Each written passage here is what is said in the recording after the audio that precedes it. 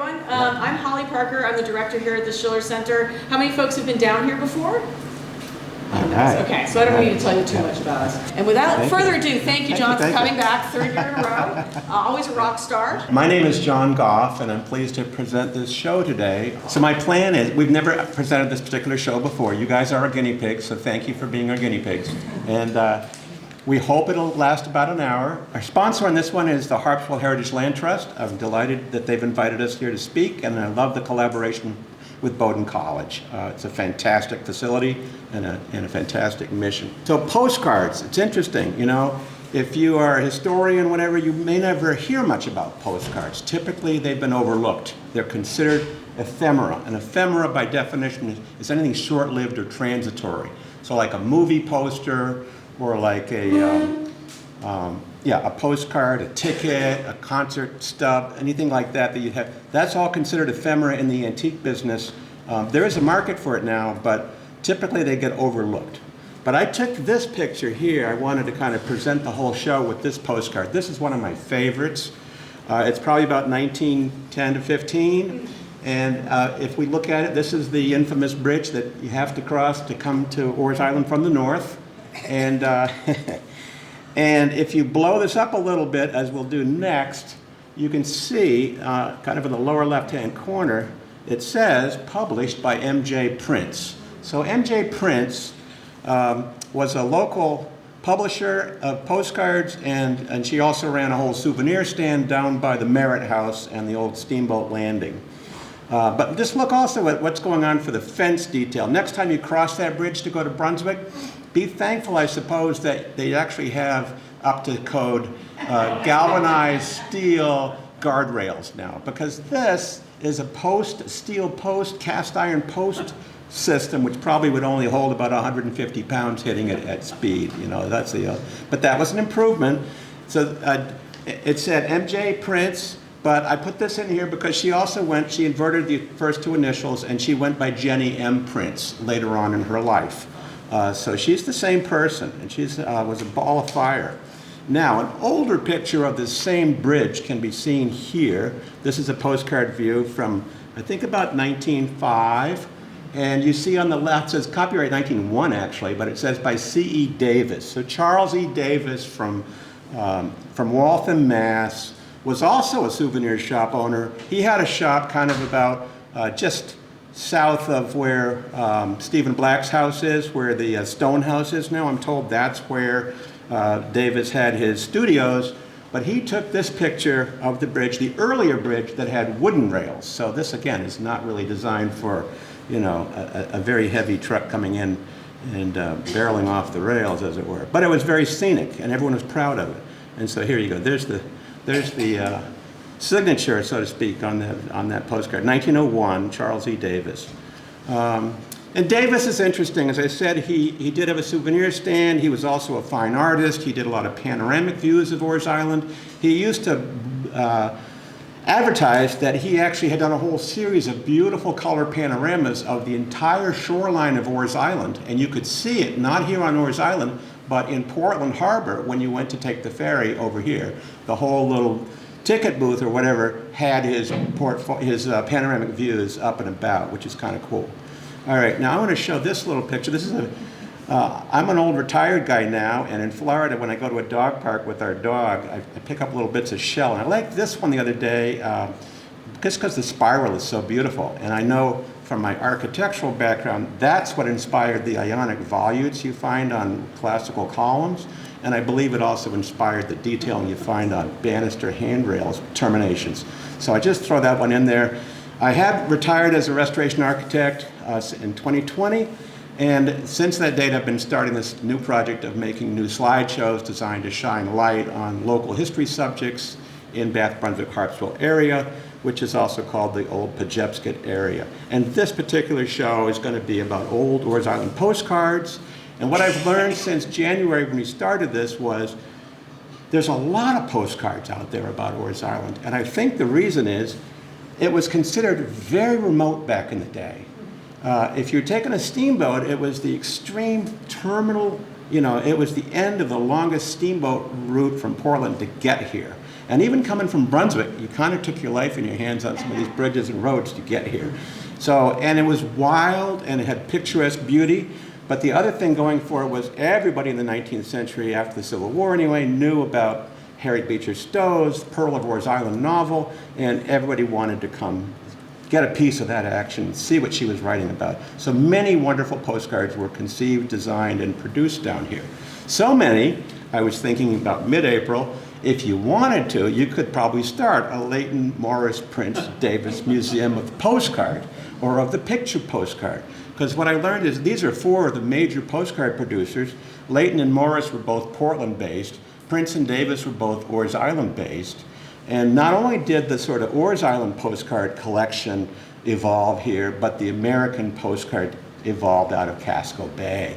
The Leightons are remembered as being among the founders, of the inventors of the picture postcard. So there's a big story here. I put this fountain up just to show, you know, there's a constant supply of old postcards that's showing up every day on eBay. And that's what fueled this for me. If you go to eBay, which you could do for free, you will see at any one time typically over 1,000 antique Orr's Island postcards. If you just type in Orr's Island, Maine and hit search, they'll all come up. And maybe there's only 50 or 75 different views, but you'll also get the personal messages that are on each one too. So there's a little bit of cool history. Now, to get our bearings here, so to speak, a little better, let's just look at the map.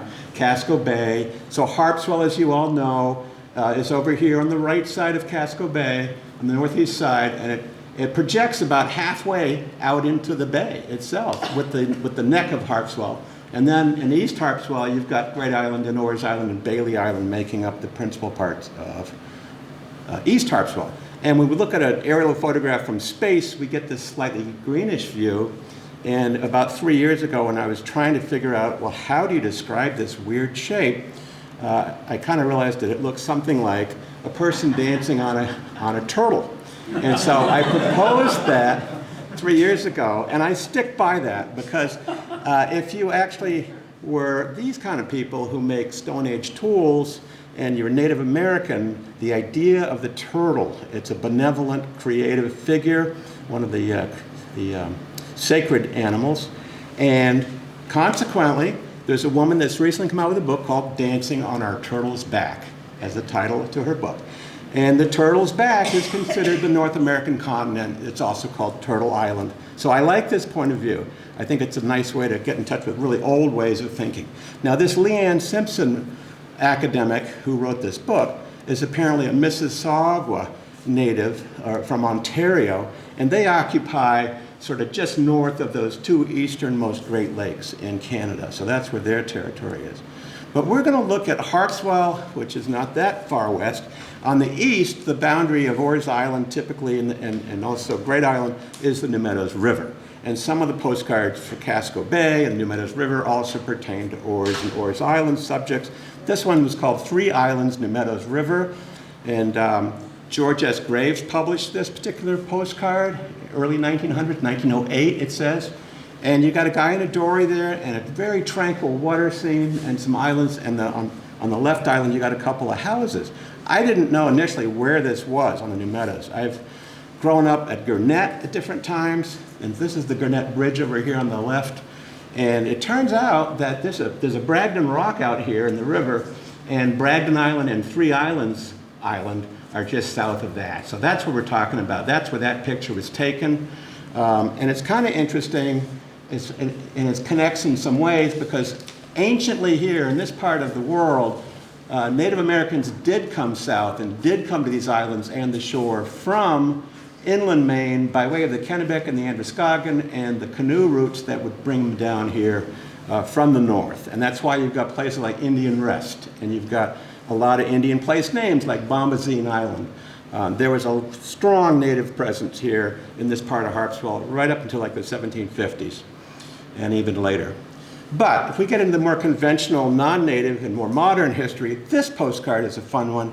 It advertises rocks and pines on Orr's Island. Now, I don't know exactly where that was taken, but that does sort of summarize a coastal view with pine trees and rocks. And when you flip this one over from 1939, it's an Uncle Raleigh is writing to a Nancy Schofield in Connecticut. And he's talking about, Uncle Roll, he's talking about, we're going to go cunner fishing now, behave yourself, which I think is kind of cute. So fishing, this has been a place of fishing for many generations. Now, when you dig into it, Schofield's a well-known name here in Harpswell, typically with a K in the name, if you know about, obviously, the Schofield Whittier House, the Schofield Shipyard.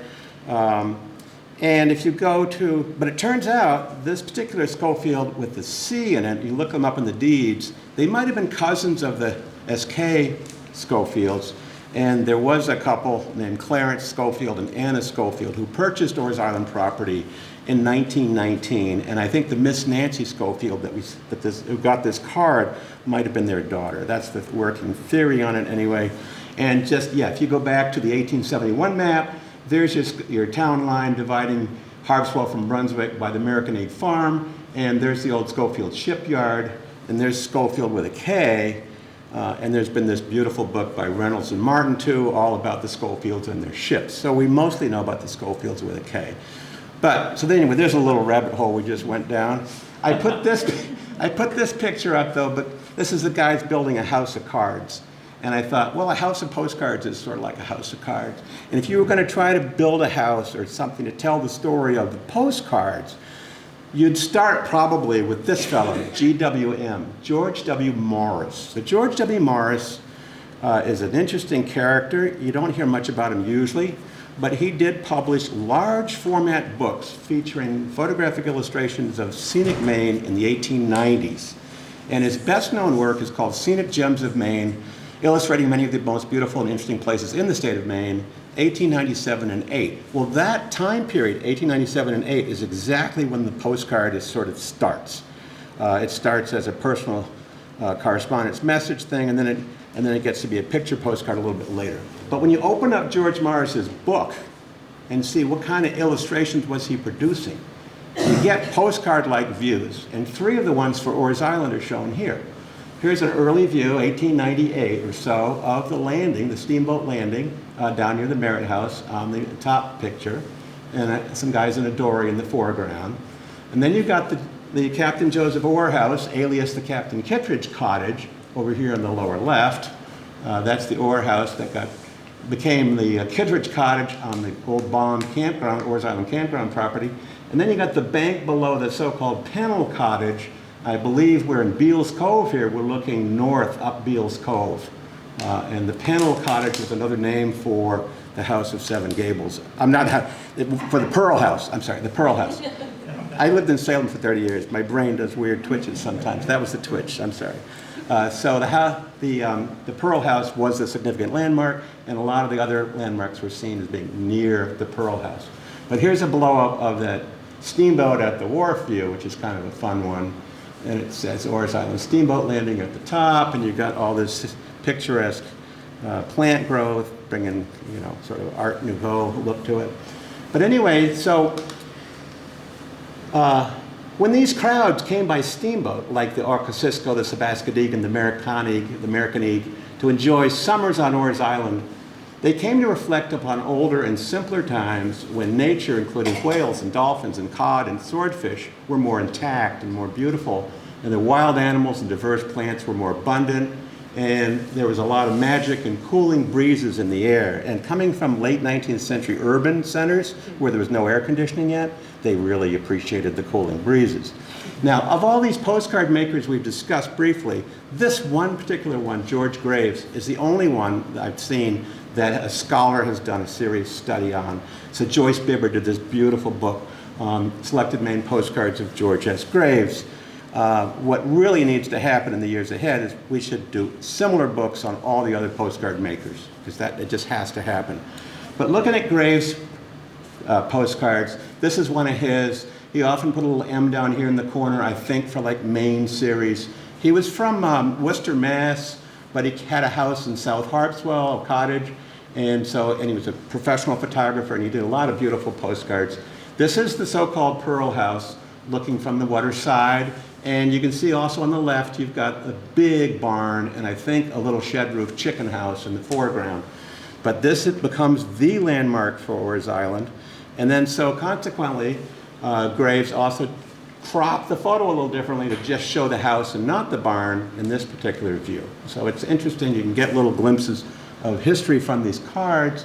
This particular card, when I saw it back in April, now look what happened. The person who sends the card says, this is where Harriet Beecher Stowe wrote her book called Pearl of Wars Island. Well, I don't believe that's true at all, you know, but somebody thought that. And then the question is, well, who is the somebody? And it turns out this card was written by Stephen Etnier's grandmother. So that's interesting. Stephen Etnier was descended as well from his mother was a smith, and his grandfather, how's it work now, Ken?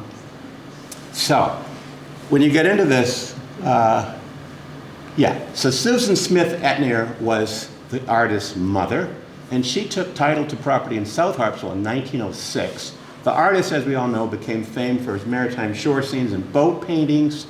And so what's cool about this little postcard, it shows the whole family is going out on the water and enjoying it by boat. This is one of the nicest books I've ever seen about Stephen Etnier's paintings. Have you guys ever seen that? You can get it at the library. Journeys Over Water. It goes through a lot of the beautiful paintings. Pretty amazing. But this postcard, again, if we flip it over, this is what she wrote. It's signed, yours, E.R. Smith, Emma Rebecca Smith. Dear friend, I wonder how you're getting along in York in these days of hot weather. It's very cool where we are, and the air is delightful. I wish I could send you some of it. We are on Casco Bay, about 12 miles from Portland. Mrs. Etnier, my daughter, has a motorboat, and we enjoy the boating very much. Expect to be home early in September. Hope you all are well. With love to you, I am sincerely yours, E.R. Smith. And it's sent back to York, Pennsylvania. That's where the artist was born. And this is not a picture of Stephen Etnier, but it's a fill-in, hold the place for. This is a 1910 photograph of a young boy who was born in 1903, a 7-year-old boy. This would be exactly how old Stephen Etnier would have been in 1910 when that postcard was sent. And that is the fashion for young boys at that time. As my mother used to say, they made them look like little girls. You know, they all dressed in white and have little, you know, glossy shoes and stuff. So it's an interesting time. But again, we read, she says, Mrs. Etnier has a motorboat. We enjoy the boating very much. And so I think little Stephen might have been out on the water at that time. Here's his mother's birth and death years. Here she is, the mother. And I don't have a picture of the grandmother. But she was Emma Rebecca Foss Smith. And she'd been married to Stephen Morgan Smith, after whom the grandson Stephen Morgan Etnier is named. And Stephen Morgan Smith, his grandfather, founded a company named after himself, which became the world's largest manufacturer of cast iron water turbines for mills and factories. And just to kind of get a sense of that, here's the grandfather, Stephen Morgan Smith. And here's his factory. And when you blow it up, you can read it was the world's largest hydraulic turbine works in York, PA. So a modest little enterprise, you might say. You know, I mean, it actually looks like a city block. It's unbelievable.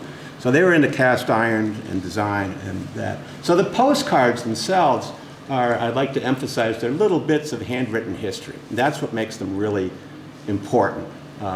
And there are, as I've said, usually over 1,000 of them being sold at any time, and the scans are available free. And if you wanted to, you could also create a South of Sebascodegan Postcard Club, which would have the initials SOSPC, which means Help the Postcard Heritage, you know, and join our club. So that's an idea.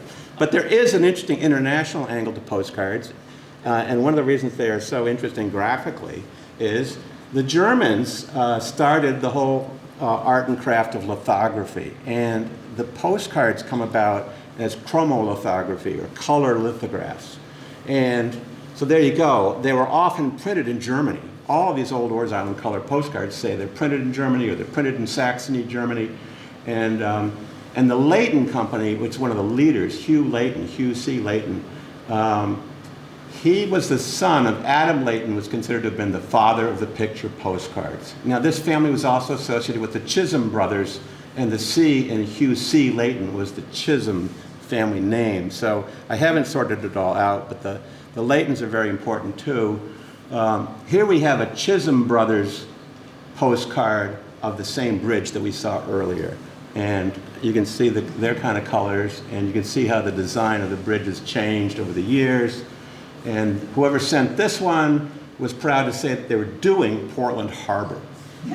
So it's a big harbor, thank you. So that's kind of confusing, you know, and you kind of wonder, this is the other side of that card. It's being sent to Lynn, Massachusetts in 1904. So it's very early as these postcards go.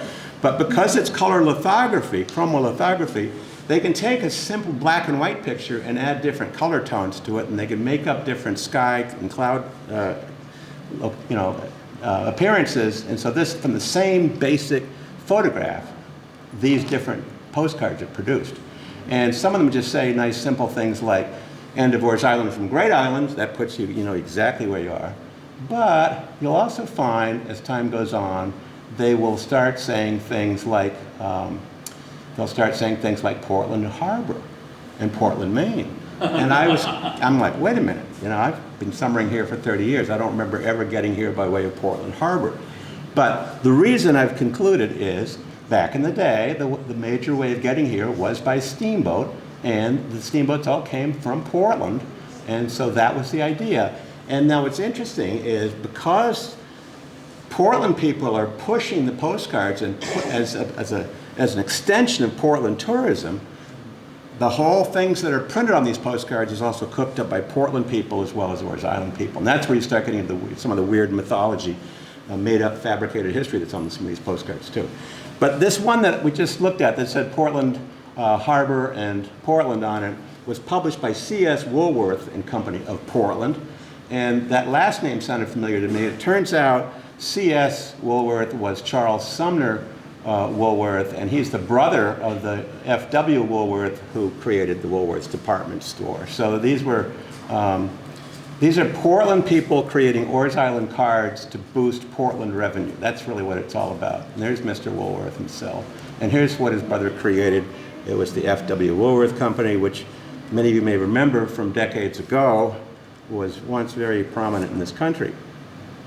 But here's one of Morris's cards, again looking down towards, I believe, the bridge that connects to Great Island. They were looking for scenery. They were printing these lithographs and these cards in Germany. They were importing them by the thousands. They were selling them to tourists from Portland and other places. Now the Pearl House, like I did start to mention, what's interesting about it too is when you look at its real history and disregard the Pearl part of it for a minute, it really was the historic Ralph Johnson house, and the Johnsons were major farmers there, and the Johnsons must have built the barn or ran the barn. And this was the epicenter of the Orr's Island tourism business because of the Harriet Beecher Stowe associations in the novel. But because it's quite complicated, nobody's really looked at it as what did the Johnsons do, and who made it into a museum and when. I suggest really what needs to happen is there should be a full architectural history done of this house. I did a similar architectural history back in 2009 of the Witch House in Salem, which, plugging myself, of course, which you have to do as a speaker, please go buy my book. A book like this should come out about, I think, the Pearl House. It would be really nice, because some of the best postcards are of the Pearl House. One of the wildly colored ones is, I'll show you here, right here. This is like a 1930s. I mean, if you've got German lithography at your hand, at your availability, I mean, you can produce cards of almost any color you want, and you can mask it in certain ways and get rid of a lot of stuff that's considered clutter and just make sort of abstract art. So that's a really interesting one. And look who was putting it out. It says published by Portland Candy Company. So I mean, there you go. That's who's purchasing that card. So some of the questions I have about the Pearl House itself is, you know, this novel association, what was it based on? And what I have found, a written record that two of the Johnson women who actually lived in that property did supposedly serve as models for some of the characters in the novel, including the character from Mara, the central character in the novel. So that may be what it really was. It was called the Pearl House because one of the Johnsons, or two of the Johnsons, had associations with the novel. But what I find really bizarre is some of these later postcards carry captions like, "Here lived Pearl." I mean, how can you say, "Here lived a fictional character"? That's kind of seemed a little questionable in my mind. And then also, when did the classic view of the Pearl House come to evolve? And when you dig into some of this, you'll find that Jenny Prince, whom we mentioned earlier, She did utilize some of the early shots, photographs of the Pearl House in her cards, her postcards as well. And I found one that is pretty early, and that she was corresponding to a woman named Edna Griffin of Portland, who was a photographer, and there may be a connection here with, here's Edna in the middle with another person, Walter Scott, etc. They had a house on Peaks Island, but this is the postcard that's really interesting, because this is now, like I said, it was for sale on eBay. It says, "My dear Miss Griffin, I thank you very much for the boys' addresses. I have just written a line to each. I hope the cards give them as much pleasure as it has been given me to send them. Have also sent one each to the young ladies. Thank you once more. I am yours truly, J.M. Prince." That's Jenny M. Prince. So here's her postcard that she's using. It says, "Greetings from Moores Island, Maine, 1905. So by 1905, which is quite early in the picture postcard business, that picture was being used of the house, and it really kind of went through a lot of iterations, as we've seen. There's the flip side of that card, and look, it's not a divided back. The divided back on these cards, where you have one side for the addressee and your side for your message, that didn't come about till like 1907. So all the early cards were like this originally.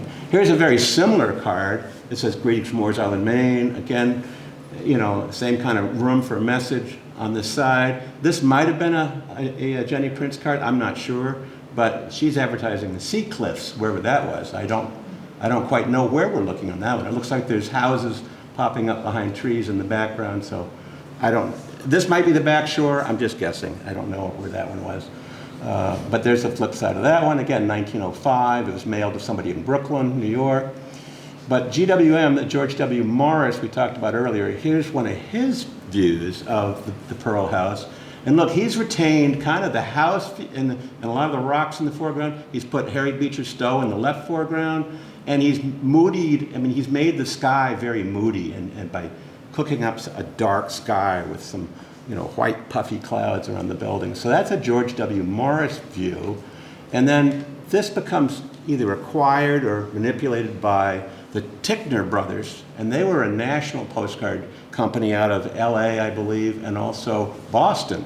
And this is their version of this very similar postcard, but they've cleaned it up and taken the fence out that was in here before, but most of the rest is pretty much the same. And here's the flip that one over, this is what you get. You get in 1913, the Tickner Brothers Company from Boston to Los Angeles, from coast to coast, and they are advertising that this is the Pearl of Moores Island house. Here lived the heroine of the Harriet Beecher Stowe's novel, and blah, blah, blah, blah. It's like, really? You know, how does a fictional character reside in a real house? I just don't understand that. You know? So that's my question mark on that one.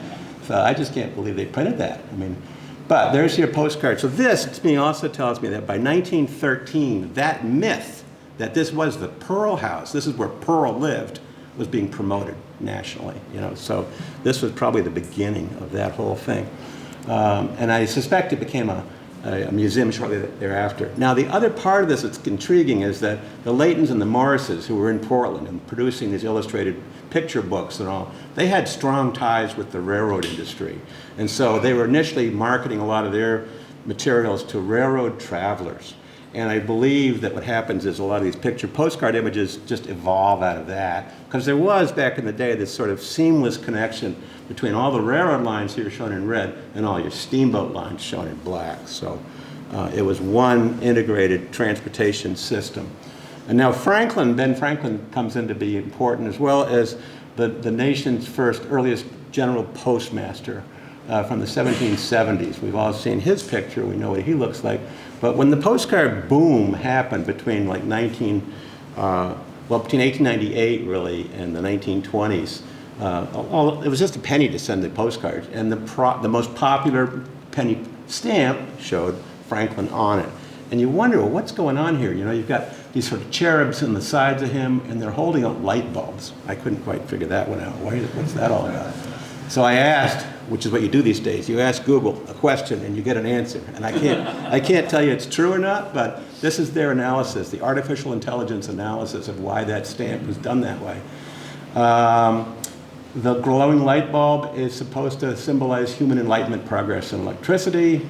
And Franklin was chosen as the founder, they say, of the U.S. Post Office. They mean the first postmaster general and the renowned scientist. He did his electrical studies with kites and keys and everything. So that's why that stamp was designed that way.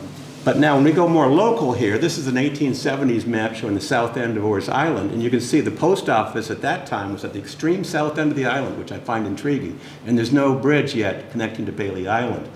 But what we want to focus on soon here is in the middle of this point of land over here, we get right near the Stilfen residence, there is an M. Linscott. And so when you get into the local postmasters, so the M. Linscott that we see on this map, it looks also like an H, but it's actually an M. When you get to the M. Linscott, it's Moses Black Linscott. He was born in 1842, he lived in 1930, and in 1866, he and Robert York purchased some land down there at Linscott's Landing, it was called, on Lowell's Cove on Orr's Island, 1866. And when you look at a census from 1860, you get this, and you see that Moses is sort of in the middle here. In 1860, before the war, he was a 17-year-old male youth, living with his parents, James and Mary Linscott, and the father was a fisherman. Now, the Linscott who became the postmaster for Orr's Island actually turns out to have been his niece. It was his younger brother William's daughter. So William is listed as a 9-year-old boy here in 1860. When you dig through it all, it turns out that William H. got married, and William H. Linscott's wife, and Sarah Dowdy, becomes Minnie's mother, Minnie Linscott, and Minnie lives to be 100 years old, which is kind of amazing. And she served as postmaster of Orr's Island and Harpswell between 1901 and 1908. And in 1908, she marries a farmer, Harry Hayer of Waldoboro, and the couple moves to Freeport. So, I'm sorry, the postmaster of Orr's Island in Harpswell, wasn't the postmaster of all of Harpswell, the postmaster of Orr's Island. And those are her dates. And when you go to the 1904 directory of Harpswell, you see she took out a full-page ad. She was ran the Orr's Island post office. She sold your newspapers. You could buy stationery there. You could get your post office boxes. And she was not yet married in 1904, 1905. Now, you get these great postcards, the Orr's Island Post Office, with the gold on black sign over the door. This is the corner of Lowell's Cove Road and Route 24, the northeast corner. The house still survives. This is how it was originally. It had a little wooden platform in front and a little fence behind. And look over here to the left. I don't know where this is in real life now, but there was clearly a mansard roof building there, that was quite stunning. I know there's still a mansard roof building on the other side of the street, right next to us, but I don't know what happened to that house. But anyway, this is a nice color postcard showing. Is that house on Whale Watch, that mansard roof? It might be. I think you're right. Is it still there? Is there still a? Okay. And our house is in the line of sight to it now. Your house is what? Our house would be in the line of sight between the post office. Oh, sweet, sweet. Thank you. So Whale Watch, that's the name of that. Okay. Thank you. I got to go back and look at that. I've not done that yet. So. It's a great photograph. And look, they liked it so much they printed it in black and white also. So in this one, Minnie published herself, see? Published by Minnie Linscott, Orr's Island. So there she is, and there's the same picture, and it's a great picture, Thank you. So Whale Watch, that's great. Because, as we may remember, one of the great things about Lowell's Cove is 1990 when the whale comes in at Lowell's Cove, and that becomes a famous thing. It was also, Lowell's Cove was the hub of the fishing center. It was a fishing harbor for years and years, and still is. But anyway, Minnie moved to Freeport in 1908. They purchased some land, 40 acres of land not far from Durham. That's the deed reference if you want to look up what happened to them later on if she gets married. But anyway, that's her. And one of the greatest series of collection of postcards there relating to the island. I love this one too. I found this on eBay. And this one, we're looking at the south end at Prince's Point. So before the Cribstone Bridge was built, everybody called the south end of Orr's Island Prince's Point.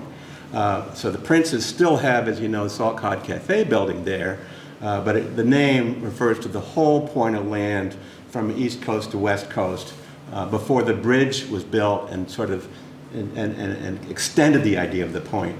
So there's a whole bunch of nice cottages here from the early 20th century, all of them with porches, it looks like. But again, here's Lover's Lane. You want some beautiful greenery and a romantic place to escape to. That's where you want to go there. That's a Hugh Layton put that out from Portland. I wanted to touch briefly on, HHLT is one of our sponsors here, and this is their logo. I've talked before in some of the other lectures I've given about the great blue heron and its significance. And one of the cool things is that the bird has this S-shaped neck and a nice, beautiful body and everything. But it's said that the Native American name regionally for it was Alcosisco, meant place of herons. And this fellow, Captain John Smith, whom Pocahontas knew and helped quite a bit, when he was up here in Maine in the early 1600s, and talking with the natives, he heard that they called the whole region around this Casco Bay Alcosisco. And so it's theorized that that's where the name Casco derived from, Alcosisco.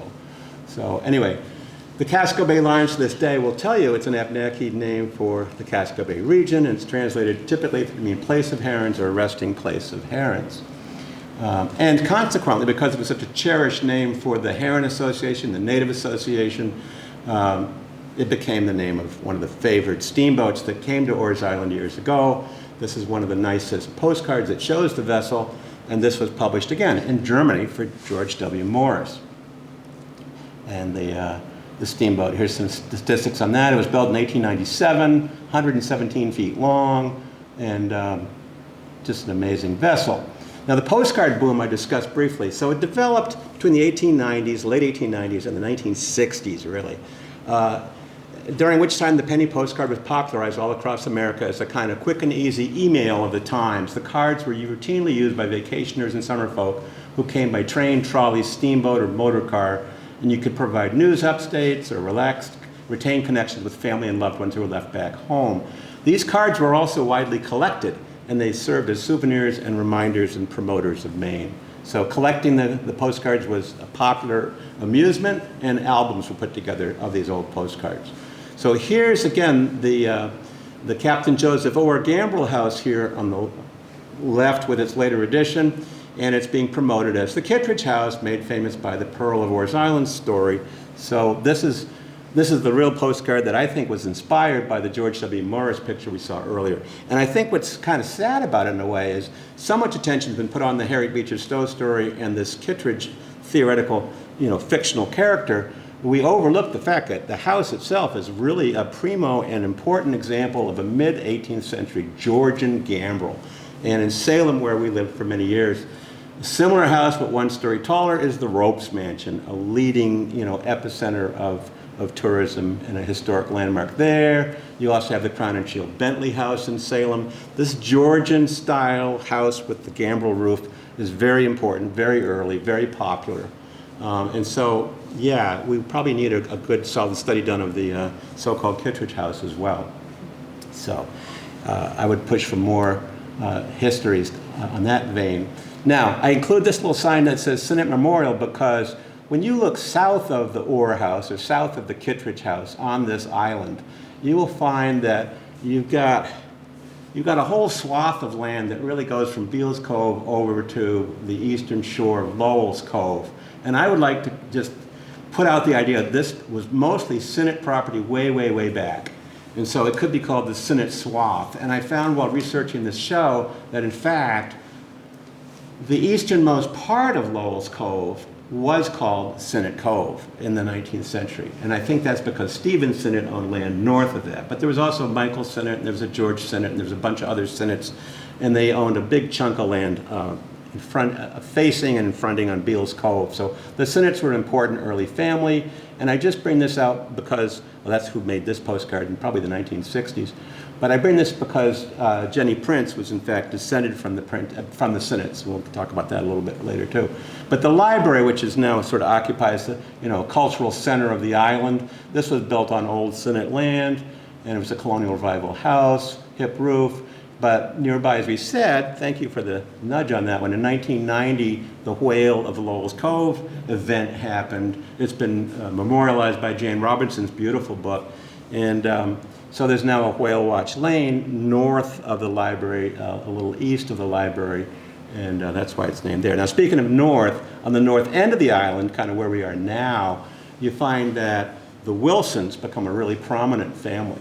And so what's now Reed Cove was Wilson Cove, and it was named that, I'm told, because it had Wilson's boatyard upon it, and that's named because Herbert Wilson was one of the boat builders there. But not only that, when you get into the directory from 1904 to 5, you'll find a slew of Wilsons that lived on this island. And some of them, one of them was an ice dealer, I think because the skating pond down here, the Wilson's Pond, was an ice pond back in the day. And you've got also a farmer at the north end was Alvin Wilson. I think Alvin might have owned either the property here or nearby where we are right now. And then you go, Herbert was also a boat builder at what became Wilson's Boatyard. So they were a very prominent family, an important family, the Wilsons. Now I also found by doing this study, Alvin was married to a Frances, and the deeds give you some little insight into who their families were at different times. But I used to be a tour guide at Shaker Village years ago, and up there at the Shaker Village property on Sabbath Day Lake, they venerate the name Wilson because there was an elder Delmer, Charles Wilson, who was very prominent in a lot of different fields, and he produced a whole bunch of color postcards. And he was, I learned while doing this study, he was a descendant of the Wilsons here on Orr's Island. So he's one of the Orr's Island boys who did pretty well.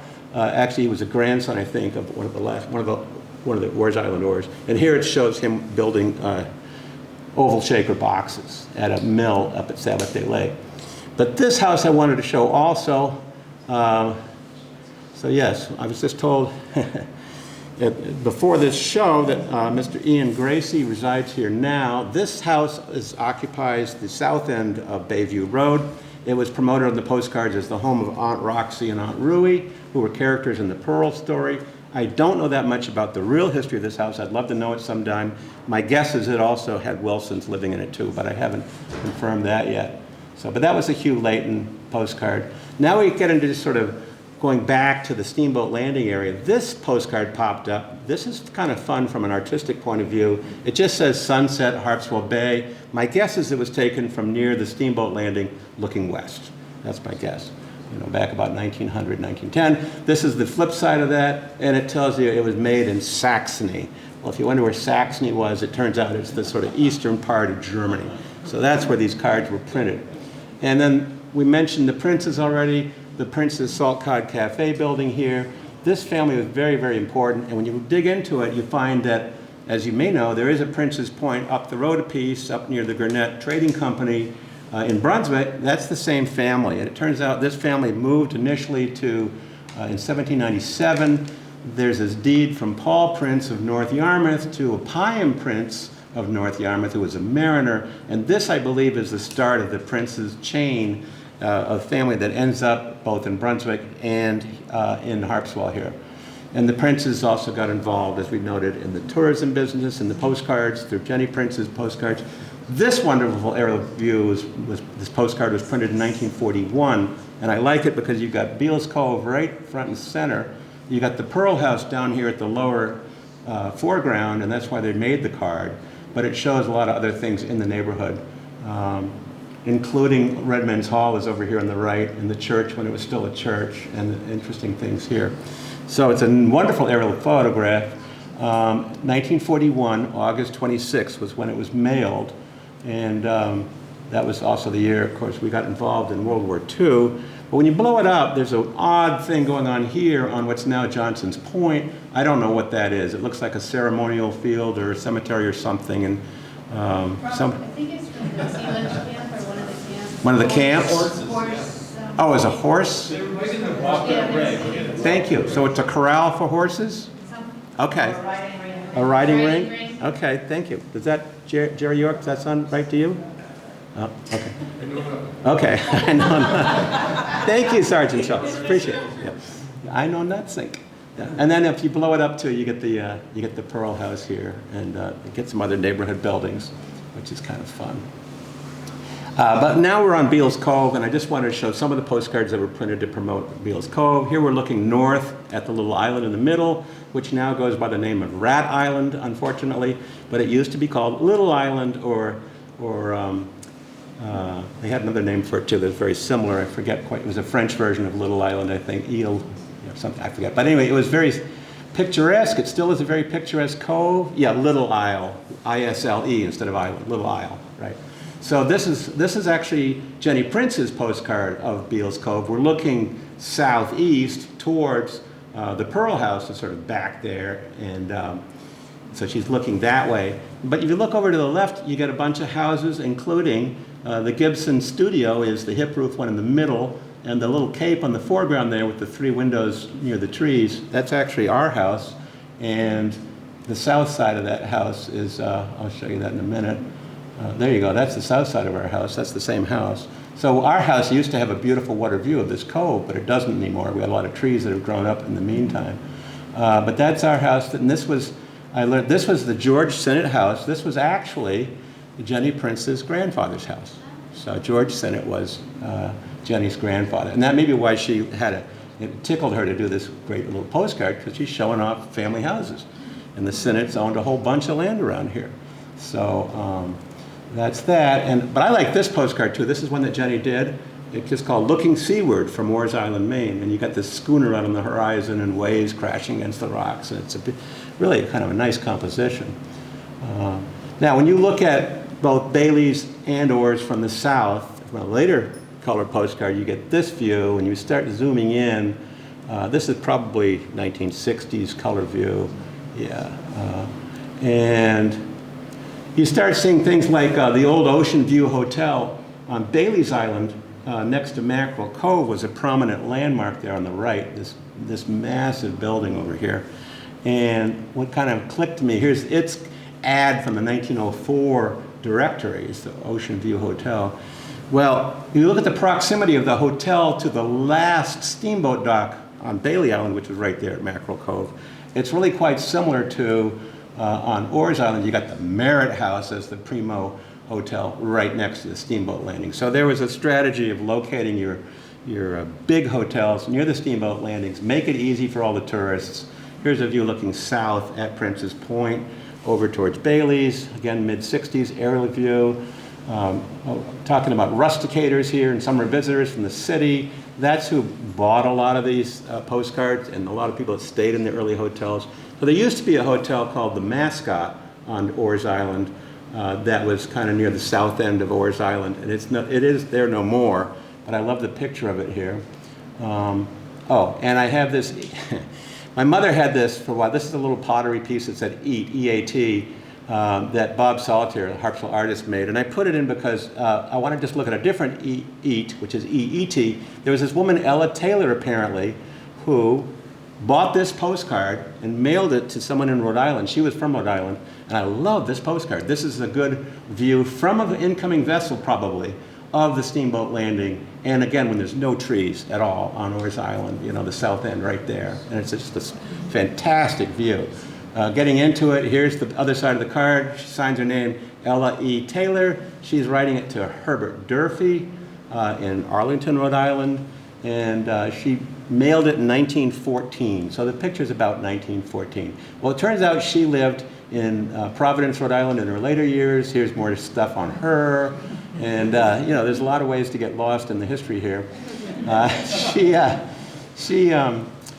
So she writes this fellow, Herbert Durfee. It turns out in 1914, the same year the postcard was sent, Herbert Durfee marries somebody else. He gets married, so he's no longer a single man. But Ella is a single woman, so there must have been some connection between the two of them, I'm not sure. But here's a cropped view of that same view we saw before. And I just love the massing of all these buildings. They all look like they were stamped like almost by cookie cutters out of the same little molds here. Beautiful little 90-degree. Here's what happened to Herbert. He marries Louise Farnham in 1914, the same year the postcard was received.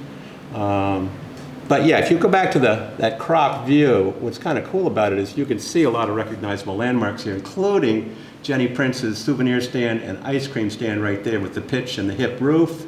And then this is the steamboat landing, of course, there. And then there's also this there was a big building south of the wharf that I believe was a coal storage shed for the steamboats.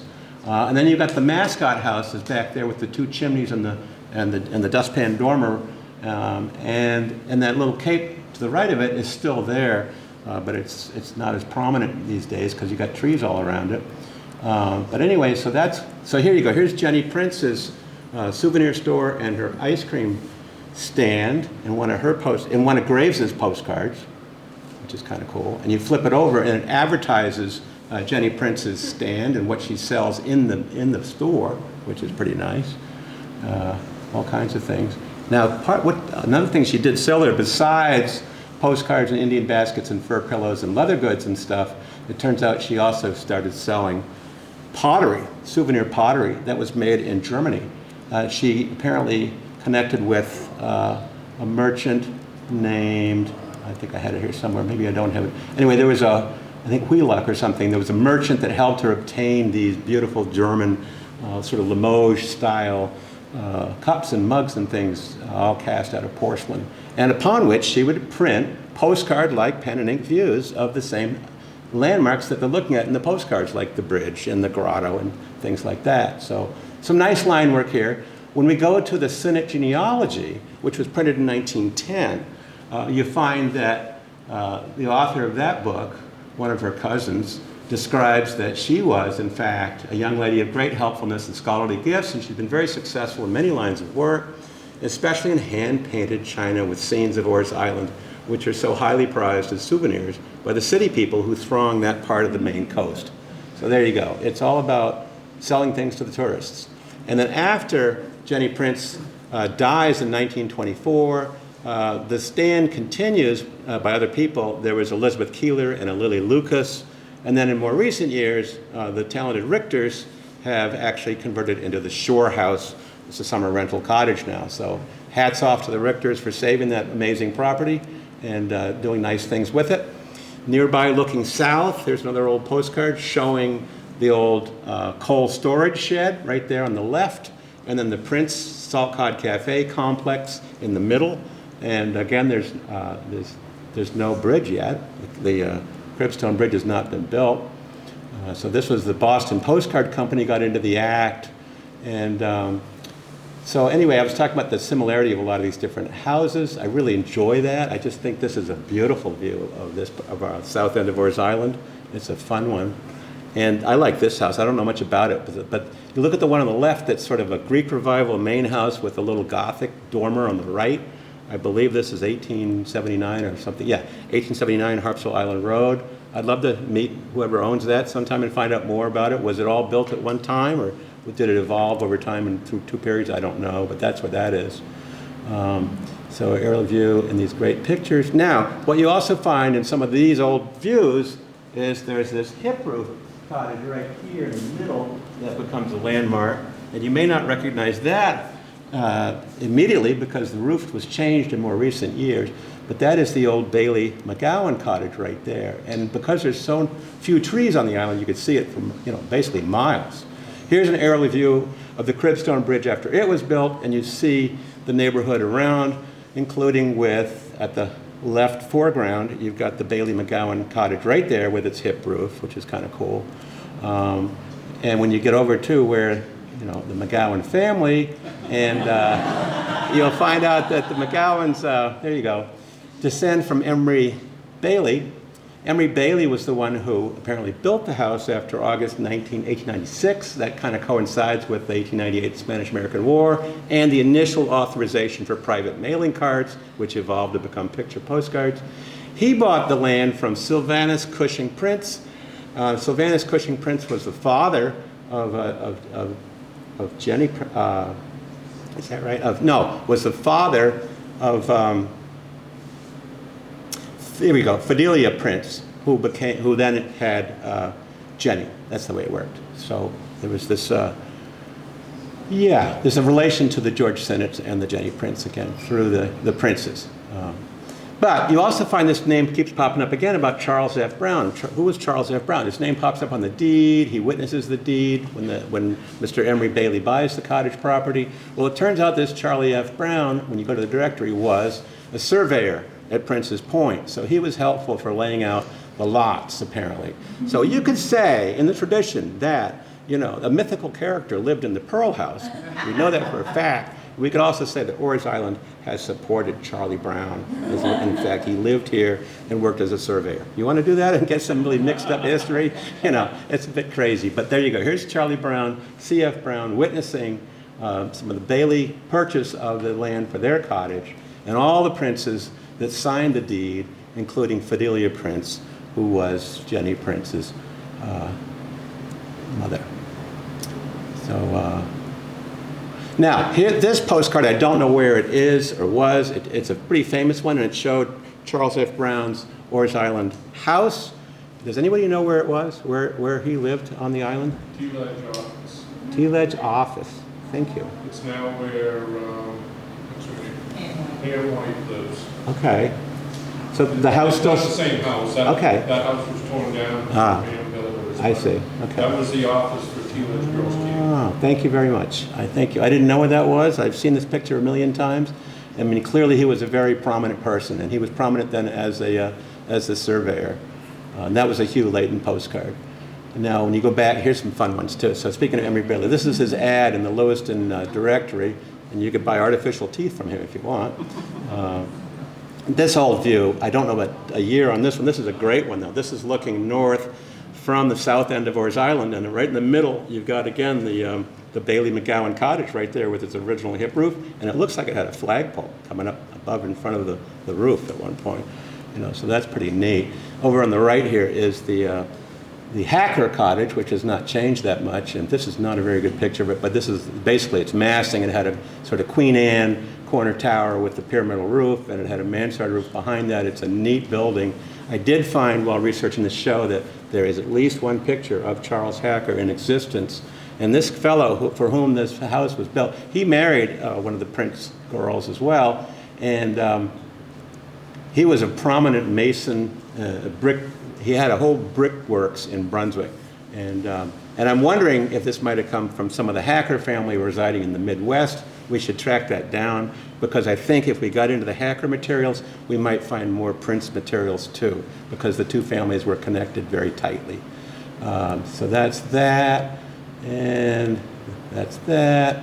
This is a more modern view showing I call them the Three Sisters on the south end of Orr's Island. I love those houses and the way they kind of dance the same tune, and they got beautiful waterfront views. It's just a great composition. We're very lucky to have these buildings. Here again on the far left is the Bailey McGowan house looking from the grotto side, from the back shore side, probably about 1905 when Charles Davis copyrighted that picture. So we did talk about Davis before, and he was a prominent owner of a souvenir shop. Here's a picture of his souvenir shop. This, I'm told, was occupying where the Stone House is now, or right near there. It's between the Stone House and Ron Hutchins real estate. Okay. shop. There's a cottage there that happens to be for sale at the moment. Oh, wow. And that's where that I'll be. I heard it's building's sold. at. You heard what now? The cottage sold. Oh, the cottage sold? Okay. Thank you, Jerry. Thank you, Jerry. So thank you very much. So this guy was a major promoter of Orr's Island, and I did find out in the deeds he was from Waltham, Mass. And as I said before, he was a talented artist. You can find some of his paintings online if you just Google search his name as an artist. But he also sold souvenirs and cold drinks and candy and cigars, etc., which is kind of a weird combination. But just to let you know, the good old days weren't always as good as you think they were. There's a lot of cigar smoke and a lot of other things. My next show in a few weeks is going to be about shards and pottery I've been finding down at Beals Cove, and I just show this as kind of a teaser because I'm pretty sure that upper left shard says Furdale on it, and the Furdale Studios was Davis's name of his shop. So I wonder if he produced souvenir pottery along with the postcards just the way Jenny Prince did.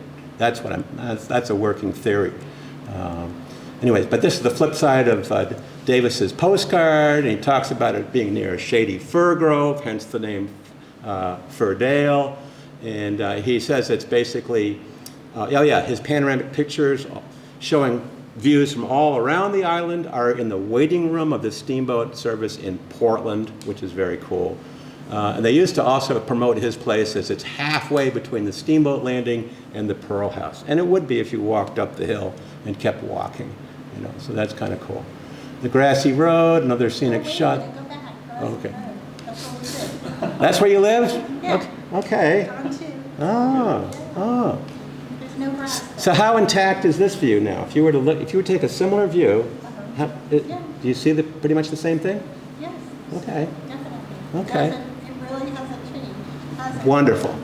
Wonderful. I just love the picture. But look what German chromolithography does for it. It brings in this beautiful green and some little, you want some pink and some blue skies, we can bring that in too. You know, thank you. Didn't mean to be too fast. That's a Hugh Layton card. And again, the Laytons were really, really prominent. We've used up our hour now, so I need to kind of go a little further. But I noticed a lot of these old postcards that are for sale seem to have this GLC initial on them. And I was wondering who the heck owned these cards before. And I looked into it, and I think it might have been that Leo Coombs of Bailey Island, he had a grandfather named George L. Coombs. And I wonder if George L. Coombs might have collected a bunch of these as his part of his postcard collection, and that they're all in the market now because some Coombs collection has hit the market. That's my guess. Anyway, so another one of the most engaging ones is, I love this one. This is a Jenny Prince card. We've got this one in our house. Here's a guy down in the foreground. He's welcoming the visitors right off the boat. You've got another guy holding a rolled up architectural plans. He's ready to build his cottage. This lady's waiting for somebody. I mean, it's just a wonderful, wonderful print. Horse and buggies in the back, this ice cream stand with the ice cream sign on it. It's just a spectacular picture. And that's a Jenny Prince production. MJ Prince, again. So really a book needs to be researched about Jenny Prince, too, I think. I've never seen a photograph of her anywhere, but I haven't really tried that hard either. I suspect there are photographs of her. Another one of the Orr's Island Steamboat Landing here. Again, many of the same buildings we've seen. Here's again looking south, but now with the bridge. Wonderful view with the dories in the foreground. Here's again the mascot. I learned that the mascot as a name actually refers, it's not just a good luck charm, but it also relates to sort of magic in some ways. It has the same root as some of the magic sites and magic things. So it was sort of a belief in something very, very special and sort of good luck was a mascot. So that one was printed by Elizabeth Keeler. She's the one who took over Jenny's stand after Jenny died in 1924. Here's more of the landing area, and you can almost see on the side here, you got a poster. You can almost read part of the poster that's on the side of that little fish house, which is kind of cool. And when you crop it, if you might want to do that, I was playing with that just to see, can you get more detail, and is it a better picture if you kind of did that? I don't know if it's a better picture or not, but it's just, there's so much detail in here, it's amazing. And that was published by Hackney and Mole of Asheville, North Carolina. God knows why. I mean, why would this be printed in North Carolina? I don't know, but it was. They're talking about, doesn't the sea air smell fine? Hope you had a pleasant vacation. You know, we're motoring and fishing. So you get these great little glimpses of tourists and their experiences.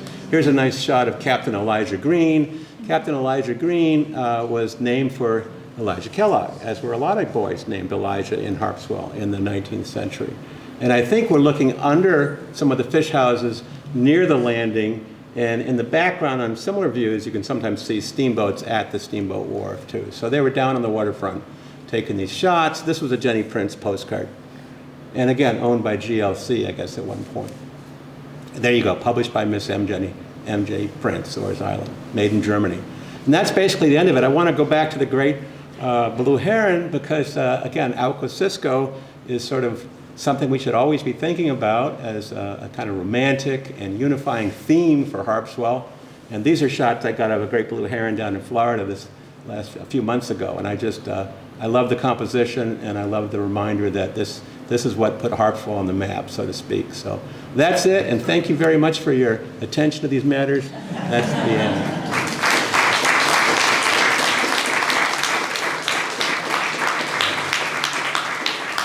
Excellent.